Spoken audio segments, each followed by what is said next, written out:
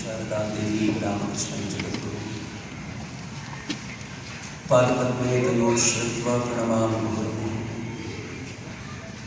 ರತ್ನಾಕರ ಧೌತಪದಾಂ ಹಿಮಾಲಯತಿಲಿಪಿನೀಂ ಬ್ರಹ್ಮರಾಜರ್ಷಿ ರತ್ನಾಢ್ಯಾಂ ವಂದೇ ಭಾರತ ಮಾತರಂ. ವೇದಿಕೆ ಮೇಲೆ ಆಸೀನರಾಗಿರುವ ಪರಮ ಪೂಜ್ಯ ಸ್ವಾಮೀಜಿಯವರಿಗೆ ಶ್ರದ್ಧಾಪೂರ್ವಕ ನಮನಗಳು.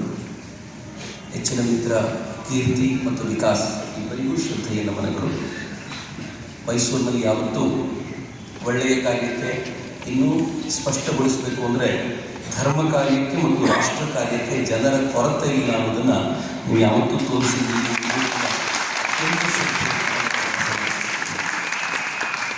ಬಹುಶಃ ನಾವು ಯಾವತ್ತೂ ಕಾರ್ಯಕ್ರಮ ಮಾಡಿದಾಗಲೂ ಈ ಹಾಲನ್ನು ಖಾಲಿ ನೋಡಲೇ ಇಲ್ಲ.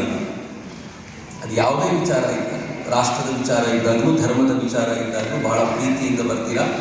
6:30ಗೆ ಕಾರ್ಯಕ್ರಮ ಅಂತಂದರೆ 6:30ಗೆ ಸರಿಯಾಗಿ ಹಾಲ್ ಫುಲ್ ಆಗಿರುತ್ತೆ. ಅದು ಬಹಳ ವಿಶೇಷ, ಮೈಸೂರಿನ ವಿಶೇಷ ಹೆಗ್ಗಳಿಕೆ ಅಂತ ನಾನು ಭಾವಿಸಿ, ಧರ್ಮ ರಕ್ಷಣೆಯ ನಿಮ್ಮ ಈ ಅಭೀಪ್ಸೆ ಜೀವನ ಪರ್ಯಂತ ಹೀಗೆ ಇರಲಿ.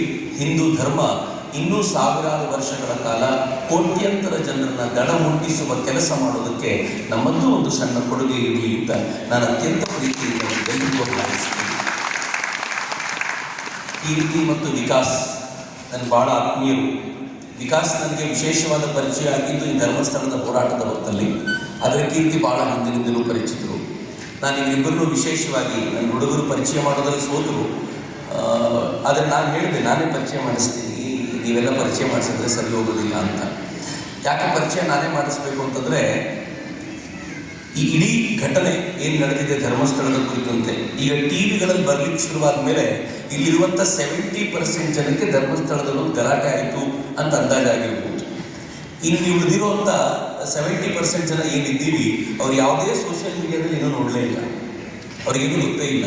ಇವರು ಆಗಲಿಂದ ಸಮೀರ್ MD ಅಂತಿದ್ದಾರೆ. ನಾನು ಸ್ವಲ್ಪ ಹಿರಿಯರ ಮುಖಗಳನ್ನು ನೋಡ್ತಿದ್ದೆ, ಏನು ಹೇಳ್ತಿದ್ದಾರೆ ಇವರು ಅಂತ. ಅವ್ರಿಗೆ ಗೊತ್ತೇ ಇಲ್ಲ ಸಮೀರ್ MD ಅಂದರೆ ಯಾರು ಅಂತ. ಅವನು ಏನು ಮಾಡಿದ, ಏನಾಗೋಯ್ತು, ಏನು ರಾದ್ಧಾಂತ ನಡೀತು, ಏನೂ ಗೊತ್ತಿಲ್ಲ. ಆದರೆ ಸೋಷಿಯಲ್ ಮೀಡಿಯಾ ಅಂತ ಒಂದು ಜಗತ್ತಿದೆಯಲ್ಲ, ಫೇಸ್ಬುಕ್ಕು, ವಾಟ್ಸಪ್ಪು, ಇನ್ಸ್ಟಾಗ್ರಾಮು, ಈ ಹಿಂದೆ ನಿಂತಿರುವಂಥ ವಾಲಂಟಿಯರ್ಸ್ ಒಂದು ವಿನಂತಿ ಇದೆ, ಮಹೇಂದ್ರ ಆದಿಯಾಗಿ ಎಲ್ಲರೂ ನೀವು ಮಾತಾಡಬಾರ್ದು.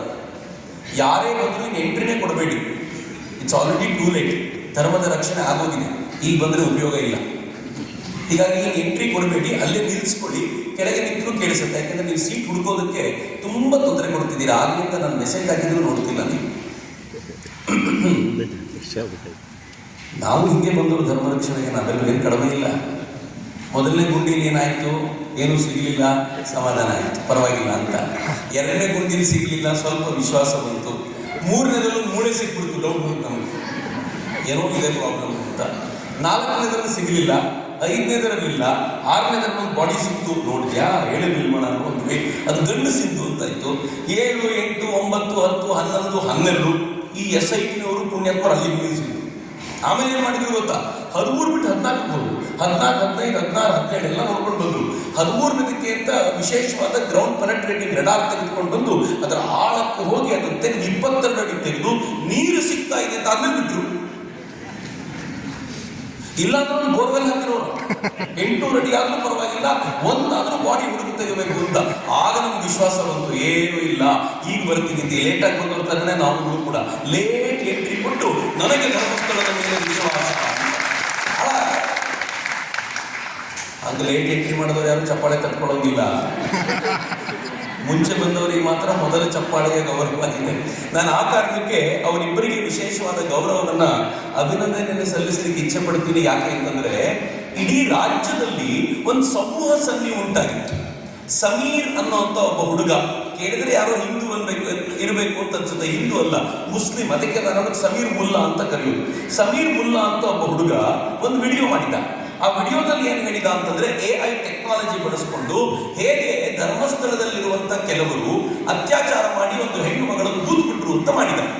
ಎಲ್ಲೂ ಕೂಡ ಧರ್ಮಸ್ಥಳದ ಪ್ರಮುಖರ ಹೆಸರು ತರಲಿಲ್ಲ, ಆದರೆ ಗೊತ್ತಾಗುವಂತಿದ್ದು ಇವ್ರ ಬಗ್ಗೆನೇ ನಾನು ಮಾತಾಡ್ತಿದ್ದೀನಿ ಅಂತ.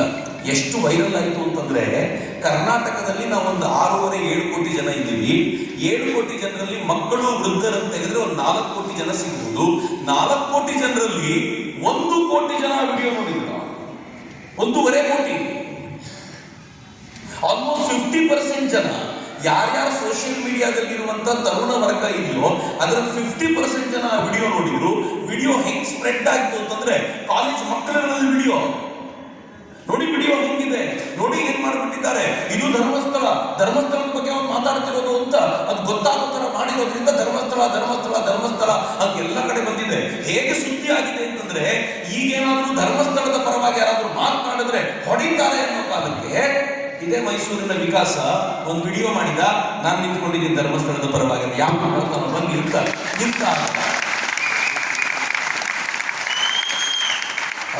ಹೇಳ್ತಿದ್ದ ಹೆಚ್ಚು ಕಡಿಮೆ 80 ಲಕ್ಷ ಜನ ವಿಡಿಯೋ ನೋಡಿದ್ದಾರೆ ಅಂತ. ಮೊದಲ ವಿಡಿಯೋ ಬಂದಿತ್ತಲ್ಲ ಸಮೀರ್ಗೆ ವಿರುದ್ಧವಾಗಿ, ಇಡೀ ರಾಜ್ಯದಲ್ಲಿ ಮಾತನಾಡುವಂತಹ ಸುನಾಮಿಯ ಎದುರಿಗೆ ನಿಲ್ಲುವಂತ ಎದೆಗಾರಿಕೆ ಯಾರಾದ್ರೂ ತೋರಿಸ್ಲಿಕ್ಕೆ ಅಂಜುತ್ತಾ ಇದ್ದಾಗ ಮೊದಲ ವಿಡಿಯೋ ಮಾಡಿದವನು ಹೀಗಾಗಿ ಇವತ್ತು ವೇದಿಕೆ ಮೇಲೆ ಕೂತಿದ್ದಾನೆ. ಅವರಿಗೆ ಅಭಿನಂದನೆ ಸಲ್ಲಿಸ್ತೀವಿ. ಅಟ್ ದ ಸೇಮ್ ಟೈಮ್ ವಿಕಾಸನ ಒಂದು ದಿಕ್ಕಲ್ಲಾದ್ರೆ ಕೀರ್ತಿ ಇನ್ನೊಂದು ವಿಡಿಯೋ ಮಾಡಿದ್ದಾರೆ. ಕೀರ್ತಿ ವಿಡಿಯೋ ಮಾಡಿದಾಗಲೆಲ್ಲ ಅವನಿಗೆ ಎಷ್ಟು ಜನ ಫಾಲೋವರ್ಸ್ ಬರ್ತಾರೋ ವಿರೋಧಿಗಳ ಅಬ್ಬರನೂ ಅಷ್ಟು ಜಾಸ್ತಿ ಆಗುತ್ತೆ. ಎಂತೆಂಥ ವಿರೋಧ ಬಂತು ಅವನಿಗೆ ಆಗ ಅಂತಂದ್ರೆ, ಈ ವಿರೋಧಿಗಳ ಗ್ರೂಪ್ ಇದೆಯಲ್ಲ, ಅದರಲ್ಲಿ ಮುಸಲ್ಮಾನರಿದ್ದಾರೆ, ಅದರಲ್ಲಿ ಸೌಜನ್ಯ ಪರ ಹೋರಾಟಗಾರರು ಅಂತ ಅನ್ಕೊಂಡು ಫೇಕ್ ಐಡಿ ಮಾಡ್ಕೊಂಡು ಕೂತಿರೋರು ಇದ್ದಾರೆ, ಅದರಲ್ಲಿ ಲೆಫ್ಟಿಸ್ಟ್ ಗ್ರೂಪ್ ಇದೆ. ಇವೆಲ್ಲರೂ ಸೇರ್ಕೊಂಡು ಹೇಗೆ ಮಾತನಾಡ್ಲಿಕ್ಕೆ ಶುರು ಮಾಡ್ತಾರೆ ಅಂತಂದ್ರೆ, ಅವರು ಕೀರ್ತಿ ಬೈಯಲ್ಲ, ವಿಚಾರದ ಕುರಿತಂತೆ ಮಾತನಾಡ್ಲಿಕ್ಕೆ ದಮ್ಮಿರೋದಿಲ್ಲ ಅವರಿಗೆ. ಕೀರ್ತಿಯವರ ಅಕ್ಕ, ಕೀರ್ತಿಯವರ ಅಮ್ಮ, ಕೀರ್ತಿ ಫ್ಯಾಮಿಲಿ ಇದನ್ನೆಲ್ಲ ಹಿಡ್ಕೊಂಡು ಬಂದು ಯಾವ ತರ ಮಾತನಾಡ್ತಾರೆ ಅಂತಂದ್ರೆ, ನೀವು ಅದನ್ನು ನೋಡ್ತಾ ಇದ್ರೆ ಇವನಿಗೆ ಯಾಕಾದ್ರೂ ಬೇಕಪ್ಪ ಅಂತ ಅನಿಸುತ್ತೆ. ತುಂಬಾ ಜನ ಹೇಳಿರ್ಲಿಕ್ಕೆ ಸಾಕು, ನಿನ್ಗೆ ಯಾಕೋ ಬೇಕು, ನೀನ್ ಪಾಡಿಗಿದ್ದೀರೋ ಅಂತ ಹೇಳಿದ್ರೆ ಆಗ ಕೀರ್ತಿ ಏನು ಉತ್ತರ ಕೊಟ್ಟಿರ್ಬೋದು ಅಂತ ನಂಗೆ ಗೊತ್ತು. ಅಂಥ ಸಂದರ್ಭದಲ್ಲೂ ಕೂಡ ನಾನು ಧರ್ಮದ ಪರವಾಗಿ ಬಲವಾಗಿ ನಿಲ್ತೀನಿ ಅಂತ ಹೇಳಿ ನಿಂತವನು ಕೀರ್ತಿ. ಹೀಗಾಗಿ ನಾನು ಅವರಿಗೂ ಹೃತ್ಪೂರ್ವಕವಾದ ಅಭಿನಂದನೆ ಸಲ್ಲಿಸ್ತೀನಿ. ಬಹುಶಃ ಎಲ್ಲರೂ ಮರಿಬೋದು, ಧರ್ಮಸ್ಥಳದ ಪ್ರಮುಖರು ಮರಿಬಹುದು, ಧರ್ಮಸ್ಥಳದ ಜನ ಮರಿಬಹುದು, ಜೈನ ಜನ ಮರಿಬಹುದು, ಹಿಂದೂ ಸಮಾಜ ಮರಿಬಹುದು. ಆದರೆ ಭಗವಂತನ ಗುಡ್ ಬುಕ್ಸ್ ನಲ್ಲಿ ಕೆಲವರ ಹೆಸರು ದಾಖಲಾಗುತ್ತಲ್ಲ, ಅಂಥದ್ರಲ್ಲಿ ಕೆಲವರ ಹೆಸರು ಇರುತ್ತೆ ಅಂತ ನಾನು ಧೈರ್ಯವಾಗಿರ್ತೇನೆ. ಇವರಲ್ಲದೆ ಇನ್ನೂ ಅನೇಕರು ಕೆಲಸ ಮಾಡಿದ್ದಾರೆ. ಯಾರ್ಯಾರು ಬರ್ಲಿಕ್ಕೆ ಸಾಧ್ಯವಾಗುತ್ತೋ ಅವ್ರು ಬೇರೆ ಬೇರೆ ಬೇರೆ ಬೇರೆ ವೇದಿಕೆ ಹಂಚಿಕೊಳ್ತಿದ್ದಾರೆ. ಭಗವಂತನ ಗುಡ್ ಬುಕ್ಸ್ ಅವರು ಹೀಗೆ ಇರಲಿ, ಭಗವಂತ ಒಳ್ಳೇದು ಮಾಡಲಿ ಅವರಿಗೆ ಅಂತ ನಾನು ಹೃತ್ಪೂರ್ವಕವಾಗಿ ಹಾರೈಸ್ತೀನಿ. ಅಕಸ್ಮಾತ್ ಕೆಟ್ಟದ್ದಾದರೂ ತಲೆ ಕೆಡಿಸ್ಕೊಳ್ಬೇಡಿ. ಯಾಕೆ ಅಂತಂದ್ರೆ, ಹಿಂದೂ ಸಮಾಜದ ಒಂದು ದೌರ್ಭಾಗ್ಯ ಏನು ಅಂತಂದ್ರೆ, ತನಗೆ ಒಳಿತು ಮಾಡುವುದವರನ್ನ ಮರೆಯುವುದು ಮತ್ತು ಅವರಿಗೆ ಕೆಡುಕು ಮಾಡುವುದು ಹಿಂದೂ ಸಮಾಜದ ಒಂದು ಸಹಜವಾಗಿರುವಂತಹ ಅಂಗವಾಗಿರೋದ್ರಿಂದ ಇದು ಯಾವುದಕ್ಕೂ ತಲೆ ಕೆಡಿಸ್ಕೊಳ್ಳದೆ ಲೆಟ್ ಅಸ್ ಗೋ ಫಾರ್ವರ್ಡ್, ಮುಂದಕ್ಕೆ ಹೋಗೋಣ ಅನ್ನೋದನ್ನ ದೃಢವಾಗಿ ಮನಸ್ಸಿನಲ್ಲಿ ಇಟ್ಕೊಂಡು ಅವರು ಮುಂದುವರಿಬೇಕು. ಮತ್ತು ನಾನು ಹೇಳಿದ್ದನ್ನು ಸುಳ್ಳಾಗಿಸುವಂತ ಪ್ರಯತ್ನ ನಿಮ್ದು ಆಗಬೇಕು ಅಂತ ನಾನು ಯಾವತ್ತೂ ಭಾವಿಸ್ತೀನಿ. ಇಷ್ಟು ನಾನು ಕೊಡಬೇಕಾಗಿರುವಂತ ಪೀಠಿಕೆ. ವಾಸ್ತವವಾಗಿ ಯಾಕೆ ಹಿಂದೂ ದೇವಸ್ಥಾನಗಳನ್ನ ಅಟ್ಯಾಕ್ ಮಾಡ್ತಾರೆ? ಯಾಕೆ ಹಿಂದೂ ದೇವಸ್ಥಾನಗಳನ್ನ ಆಯ್ಕೆ ಮಾಡ್ಕೊಳ್ತಾರೆ? ಯಾಕೆ ಮಠಾಧೀಶರುಗಳನ್ನು ಗುರುತಿಸಿ ಅವರನ್ನ ಪೀಠದಿಂದ ಕೆಳಗಿಳಿಸಿ ಓಡಿಸೋದಕ್ಕೆ ಪ್ರಯತ್ನ ಪಡ್ತಾರೆ? ಯಾಕೆ ಸಮಾಜಕ್ಕೆ ಹಿಂದೂ ಸಮಾಜದ ಈ ಪ್ರಮುಖ ವ್ಯಕ್ತಿಗಳನ್ನ ಕಂಡಾಗ ನಾಚಿಕೆಯಾಗುವಂತೆ ಮಾಡುವಂತ ಒಂದು ಪ್ರಯತ್ನ ಮಾಡ್ತಾರೆ? ಸ್ವಲ್ಪ ಯೋಚನೆ ಮಾಡಿಯಲ್ಲ ಯಾವತ್ತಾದರೂ? ಹಿಂದೂ ದೇವಸ್ಥಾನಗಳ ಮೇಲಿನ ಆಕ್ರಮಣ 2025ರಲ್ಲಿ ಶುರುವಾಯ್ತಾ? ಸಮೀರ ಶುರು ಮಾಡಿದ್ದ? ಇಲ್ಲ ರೀ. ಹಿಂದೂ ದೇವಸ್ಥಾನಗಳ ಮೇಲಿನ ಆಕ್ರಮಣ ಮೊಹಮ್ಮದ್ ಅವನ ತುಘಲಕರ ಕಾಲದಲ್ಲಿ, ಮೊಹಮ್ಮದ್ ಗೋರಿ ಮೊಹಮ್ಮದ್ ಗಜ್ನಿಯರ ಕಾಲದಲ್ಲಾಯ್ತು. ಮೊಹಮ್ಮದ್ ಗೋರಿ ಮೊಹಮ್ಮದ್ ಗಜ್ನಿಯರು ಆಕ್ರಮಣ ಮಾಡಿದಾಗ ಅವರು ಮೊದಲು ಆಕ್ರಮಣ ಮಾಡ್ತಾ ಇದ್ದಿದ್ದು ಈ ದೇಶದ ರಾಜರುಗಳನ್ನ ತಮ್ಮ ತೆಕ್ಕೆಗೆ ತೆಗೆದುಕೊಳ್ಳೋಕ್ಕಿಂತ ಮುಂಚೆ ದೇವಾಲಯಗಳನ್ನ ಧ್ವಂಸ ಮಾಡ್ತಿದ್ದರು. ಕಾರಣ ಏನು ಗೊತ್ತಾ? ಎಲ್ಲಿಯವರೆಗೂ ಒಂದು ಊರಿನಲ್ಲಿ ಸಮಾಜದ ಕೊನೆಯ ಹಂತದ ಜನರವರೆಗೂ ಹುಟ್ಟುವಂತ ಒಂದು ದೇವಸ್ಥಾನ ಇದೆಯೋ ಆ ಊರಿನಲ್ಲಿ ಮುಸಲ್ಮಾನರು ಏನೂ ಮಾಡ್ಲಿಕ್ಕಾಗಲಿಲ್ಲ. ಆ ಊರಿನಲ್ಲಿ ಕ್ರಿಶ್ಚಿಯನ್ರು ಏನೂ ಮಾಡ್ಲಿಕ್ಕಾಗಲಿಲ್ಲ. ಆ ಊರಿನಲ್ಲಿ ಲೆಫ್ಟಿಸ್ಟ್ಗಳ ಬೇಳೆ ಬೇಯೋದಿಲ್ಲ. ಇದನ್ನು ಮೊಹಮ್ಮದ್ ಗೋರಿ ಮೊಹಮ್ಮದ್ ಗಜ್ನಿ ಅವತ್ತೇ ಅರಿತುಕೊಂಡರು. ಗಜ್ನಿಯಿಂದ ಆಕ್ರಮಣ ಆಕ್ರಮಣಕ್ಕೆ ಅಂತ ಬಂದಂತ ಮೊಹಮ್ಮದ್ ಗಜ್ನಿ ಅನೇಕ ದೇವಾಲಯಗಳನ್ನು ಧ್ವಂಸಗೊಳಿಸಿದಾಗ ಜನ ಏನ್ ಅನ್ಕೊಳ್ತಿದ್ರು ಗೊತ್ತಾ? ಈ ಎಲ್ಲ ದೇವಾಲಯಗಳ ಒಡೆಯನಾಗಿರುವಂತ ಸೋಮನಾಥನನ್ನ ಮುಖ್ಯ ಅವನು ಗೊತ್ತಾಗುತ್ತೆ ಅವನಿಗೆ ಅಂತ. ನಾನು ಹಿಂಗೆ ದೇವ್ರು ನೋಡ್ಕೋತಾರೆ ನಾವೇನು ಕಡ್ಲೆಕಾಯಿ ತಿನ್ಲಿಕ್ಕೆ ಇರೋದ? ಸೋಮನಾಥನ ಮುಖ್ಯ ಅಂತ ಅವ್ನು ಕಿವಿಗೆ ಬಿತ್ತು. ಸೋಮನಾಥನ ಮೇಲೆ ವಿಶ್ವಾಸ ತಾನೇ ಇರುತ್ತೆ ನನಗೆ. ಅವ ಈ ಸೋಮನಾಥಕ್ಕೆ ಹೋಗ್ತೀನಿ ಅಂತ ಸೋಮನಾಥನ ಮೇಲೆ ಆಕ್ರಮಣಕ್ಕೆ ಅಂತ ಹೋದಾಗ ಸೋಮನಾಥದ ರಕ್ಷಣೆಗೆ ನಿಲ್ಬೇಕಾಗಿದ್ದ ರಾಜ ಓಡೋಗಿದ್ದ. ಅವನಿಗೆ ಎದುರಿಸೋದು ಹೀಗೆ ಇರಬೇಕು. ಆಗ ಏನ್ ಮಾಡಿದ್ರು ಗೊತ್ತಾ? ಕೈಯಲ್ಲಿ ಶಸ್ತ್ರವೇ ಇಲ್ಲದ ಭಕ್ತರು ಯಾರು ಪೂಜೆಗೆ ಅಂತ ಹೋಗಿದ್ರು, ಯಾರು ಪೂಜೆ ಮಾಡ್ಲಿಕ್ಕೆ ಅಂತ ನಿಂತ ಪೂಜಾರಿಗಳಿದ್ರು, ಅವರು ಬಲವಾಗಿ ಕೈ ಹಿಡ್ಕೊಂಡಿದ್ರು. ಕೊನೆ ಉಸಿರಿನವರೆಗೂ ಹೋರಾಟ ಮಾಡ್ತೀವಿ, ಈ ದೇವಸ್ಥಾನವನ್ನು ಬಿಟ್ಕೊಡೋದಿಲ್ಲ ಅಂತ ಫೈಟಿಗೆ ನಿಂತವರು ಸಾಮಾನ್ಯ ಜನ 50,000 ಜನ ನಿಂತಿದ್ರು ಅಂತಂದು. ಅವನು ಮುಲಾಕ್ ಮಾಡದೆ ಪ್ರತಿಯೊಬ್ಬರನ್ನ ಕಳೆದು ಬಿಸಾಕಿ ಅಲ್ಲಿನ ಮೂರ್ತಿಯನ್ನ ತೆಗೆದುಕೊಂಡು ಬಂದ, ಚೂರು ಮಾಡಿದ, ತನ್ನ ದೇಶಕ್ಕೆ ತೆಗೆದುಕೊಂಡು ಹೋಗಿ ತಾನು ಹತ್ತುವ ಸಿಂಹಾಸನದ ಮೆಟ್ಟಿಲಾಗಿ ಮಾಡಿಕೊಂಡ. ಅಲ್ಲಿನ ಪ್ರಮುಖ ಶಿವಲಿಂಗವನ್ನು ಯಾಕೆ ಗೊತ್ತಾ? ಹರಟು ಮಾಡಬೇಕು ಅಂತ. ನೀವು ಯಾವ ಶಿವಲಿಂಗವನ್ನು ಪೂಜಿಸ್ತಾ ಇದ್ರಲ್ಲ ಅದ್ರ ಮೇಲೆ ಕಾಲಿಟ್ಟು ಓಡಾಡ್ತಾ ಇದ್ದೀವಿ ನೋಡಿ ಅಂತ. ಇವತ್ತಿಗೂ ಕೆಲವು ಜಿಹಾದಿ ಎಲಿಮೆಂಟ್ಗಳು ನಮ್ಮ ಶಿವಲಿಂಗದ ಮೇಲೆ ಕಾಲಿಟ್ಟು ಫೋಟೋ ತೆಕ್ಕೋತಾರೆ, ಸೆಲ್ಫಿ ತೆಕ್ಕೋತಾರೆ. ನೋಡಿ, ತುಂಬಾ ದೊಡ್ಡ ಗಲಾಟೆ ಆಗುತ್ತೆ. ಆ ಸೆಲ್ಫಿ ತೆಗೆದುಕೊಂಡಿದ್ದವರು ಈ ತರದ ಕಾಂಗ್ರೆಸ್ ಗವರ್ಮೆಂಟ್ ಇರುವಂತ ರಾಜ್ಯ, ನಾನು ಪೊಲಿಟಿಕಲ್ ಅಂತ ತಿಳ್ಕೊಳ್ಬೇಡಿ, ಬಟ್ ಫ್ಯಾಕ್ಟ್ ಅದು. ಕಾಂಗ್ರೆಸ್ ಗವರ್ಮೆಂಟ್ ಇರುವಂತ ರಾಜ್ಯ ಆದ್ರೆ ಗಲಾಟೆ ಆಗುತ್ತೆ, ತಣ್ಣಗೆ ಹೋಗ್ಬಿಡುತ್ತೆ. ಈಗ ಭುವನೇಶ್ವರಿ ದೇವಿಯನ್ನ ಒಪ್ಪದೇ ಇರುವಂತ ಒಂದು ಹೆಣ್ಣು ಮಗಳ ಹತ್ರ ಚಾಮುಂಡೇಶ್ವರಿ ದೇವಿಯ ಉತ್ಸವವನ್ನ ಮಾಡಿಸಿದಾಗ ಏನ್ ಮಾಡ್ಲಿಕ್ಕೆ ಆಯ್ತಪ್ಪ ನಿಮ್ಮ ಹತ್ರ? ಏನ್ ಮಾಡ್ತೀರಿ? ನಾನಿದ್ದು ಉದ್ಘಾಟನೆ ಆಗುತ್ತೆ, ನಮ್ಗೆ ವಿರೋಧ ಇತ್ತು ಅಂತೀರಾ, ಉದ್ಘಾಟನೆ ಹೋಗ್ತೀರಾ, ಉತ್ಸವ ನೋಡ್ತೀರಾ, ವಾ ಚೆನ್ನಾಗಿದೆ ಅಂತ ಹೇಳ್ತೀರಾ, ಕೊನೆಗೆ ಪತ್ರಿಕೆಗಳಲ್ಲಿ ಬರೀತಾರೆ. ಎಲ್ಲ ವಿರೋಧದ ನಡುವೆಯೂ ಹಿಂದೂಗಳು ಶಾಂತವಾಗಿ ಸ್ವೀಕರಿಸಿದ್ರು. ಏನ್ ಮನೋಭಾವ ಹಿಂದೂಗಳು? ಮಣ್ಣಗಟ್ಟಿ ಮನೋಭಾವ. ಸಾರಿ, ಬಹಳ ಭಾವುಕನಾಗ್ತೀನಿ, ನಾನು ಕೋಪಿಸ್ಕೊಂಡೆ. ನನಗೆ ಬಹಳ ಆಕ್ರೋಶ ಏರುತ್ತೆ. ಏನ್ ನರಸತ್ತ ಜನಾಂಗಪ್ಪ ನಮ್ದು ಅಂತ ಅನ್ಸುತ್ತೆ ನನಗೆ. ಏನು ಮಾಡೋದು? ಫೇಸ್ಬುಕ್ ಅಲ್ಲಿ ಫೈಟ್, ಟಿವಿ ಸ್ಟುಡಿಯೋಗಳಲ್ಲಿ ಫೈಟ್. ಪ್ರತ್ಯಕ್ಷವಾದ ಭೂಮಿಗೆ ಬಂದಾಗ ಗಲಾಟೆ ಇಲ್ಲ. ಮುಸಲ್ಮಾನರದಕ್ಕೆ ಮಾಡ್ಲಿಂಗೆ ದಮ್ಮಿದ್ರ ಮಾಡಿ ತೋರಿಸ್ತೀವಿ. ಅವತ್ತು ಹಾಗೆ ಆಯ್ತು. ಆಕ್ರಮಣಗಳ ಮೇಲೆ ಆಕ್ರಮಣಗಳು ಮಾಡಿ ಅವನು ನಮ್ಮನ್ನು ಹರ್ಟ್ ಮಾಡಬೇಕು ಅಂತ ಮಾಡದ, ಏನೂ ಮಾಡ್ಲಿಕ್ಕಾಗಲಿಲ್ಲ. ನಾವು ಕೊನೆಗೂ ಏನು ಅನ್ಕೊಂಡ್ರಿ ಗೊತ್ತಾ? ಒಂದಲ್ಲ ಒಂದು ದಿನ ಸೋಮನಾಥ ಎದ್ದು ಬರ್ತಾನೆ, ಇವ್ರಿಗೆಲ್ಲರಿಗೂ ಪಾಠ ಕಲಿಸ್ತಾನೆ. ಸೋಮನಾಥ ಕಲಿಸ್ತಾನ್ರಿ, ಅವನು ಸರಿಯಾದ ಟೈಮ್ ನೋಡಿ ಕಲಿಸ್ತಾನೆ, ನಮಗೋಸ್ಕರ ಕಾಯ್ತಾನೆ. ನನ್ನ ಮಕ್ಕಳು ನನ್ನ ಪೂಜೆ ಮಾಡಿದವರು, ನನ್ನಿಂದ ಎಲ್ಲವನ್ನೂ ಪಡ್ಕೊಂಡವರು ಏನಾದರೂ ಮಾಡ್ತಾರ, ನನ್ನ ಪರವಾಗಿ ಎದ್ದು ನಿಲ್ತಾರ ಅಂತ ಕಾದು ಕೊನೆಗೆ ಸೋಮನಾಥನ ಎದ್ದು ನಿಂತು ಅವ್ರನ್ನೆಲ್ಲರೂ ಕಥೆ ಮುಗಿಸಿ ಮತ್ತೊಮ್ಮೆ ವೈಭವದ ಆ ಮಂದಿರದಲ್ಲಿ ಮತ್ತೊಮ್ಮೆ ಪುನರ್ ಪ್ರತಿಷ್ಠಾಪಿತನಾಗಿ ಯಾರ್ಯಾರು ಹೊಡೆದಾಕ್ಲಿಕ್ಕೆ ಅಂತ ಬಂದಿದ್ರು ಅವ್ರ ಎದುರುಗಡೆ ಇವತ್ತು ಎದೆ ಎತ್ತಿ ನಿಂತಿದ್ದಾನೆ. 1000 ಸಲ ಹೊಡೆದಾಗಿದ್ರು ಮತ್ತೆ ನಿಲ್ತೀನಿ ಕಂಡ್ರ ನಿಮ್ಮ ಅಪ್ಪ ನಾನು ಅಂತ. ಆಗ ಹೇಳ ಮಟ್ಟಿಗೆ ಸೋಮನಾಥ ನಾವೇನ್ ಮಾಡಿದ್ವಿ?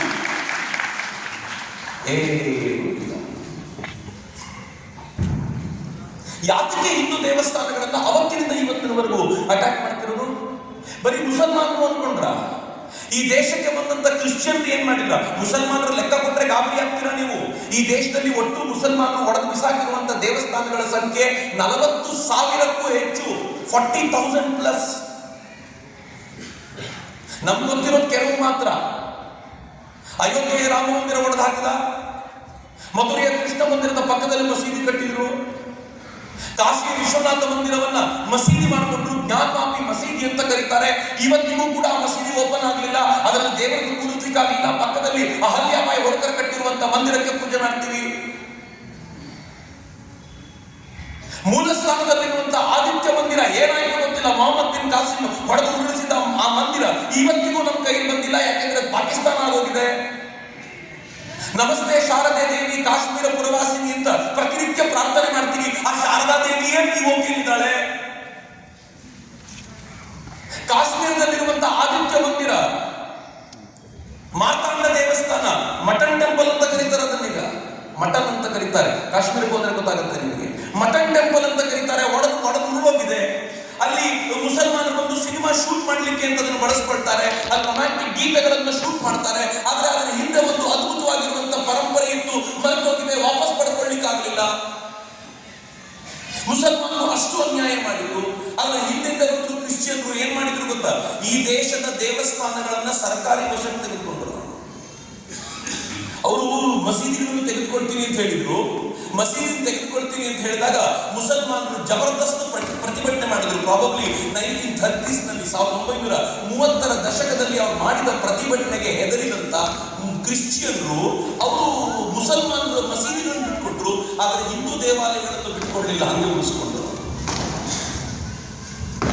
ಆದರೆ ಹಿಂದೆಯೇ ಈ ಲೆಫ್ಟಿಸ್ಟ್ಗಳು ಬಂದ್ರು. ಅವ್ರು ಏನ್ ಮಾಡಿದ್ರು? ದೇವಸ್ಥಾನಗಳನ್ನು ವಶಪಡಿಸಿಕೊಳ್ಳಿಲ್ಲ, ದೇವಸ್ಥಾನಕ್ಕೆ ಹೋಗುವ ತರುಣರ ತಲೆ ಕೆಡಿಸಿದ್ರು. ಯಾಕೆ ಹೋಗ್ತೀರಾ ಅಲ್ಲಿಗೆ? ಕೆಲಸಕ್ಕೆ ಬರಲ್ಲ, ಅಲ್ಲಿರೋ ದೇವರು ಸುಳ್ಳು, ಅಲ್ಲಿರೋ ದೇವರ ಕೆಲಸಕ್ಕೆ ಬಾರದವರು, ದೇವಸ್ಥಾನಗಳನ್ನು ನೋಡ್ಕೊಳ್ಳೋರು ಸರಿ ಇಲ್ಲದವರು, ಹೀಗೆ ಪದೇ ಪದೇ ಹೇಳಿ ಹೇಳಿ ನಮ್ಮ ತಲೆ ಕೆಡಿಸಿದ್ರು. ಪರಿಣಾಮ ಏನಾಯ್ತು? 3 ಥರದ ಜನ ನನ್ನ ದೇಶದ ದೇವಸ್ಥಾನಗಳ ಮೇಲೆ ಆಕ್ರಮಣ ಮಾಡಿದ್ರು. ಆದರೆ ನೋವಿನ ಸಂಗತಿ ಏನು ಗೊತ್ತಾ? ಇವರು ಆಕ್ರಮಣ ಮಾಡಬೇಕಾದ್ರೆ ಬೇರೆ ಯಾರನ್ನೂ ಬಳಸ್ಕೊಳ್ಳಿಲ್ಲ, ನಮ್ಮ ಹಿಂದೂಗಳ ಹೆಗಲ ಮೇಲೆ ಬಂದೂಕಿಟ್ಟು ಅದೇ ದೇವಸ್ಥಾನಗಳನ್ನು ನಾಶ ಮಾಡಿದ್ರು. ಇವತ್ತಿಗೂ ನಾವೇ ಹೆಗಲು ಕೊಟ್ಟು ಧರ್ಮಸ್ಥಳ ಹೊಡಿರಿ ಅಂತ ನಿಂತ್ಕೊಂಡಿದ್ವಿ.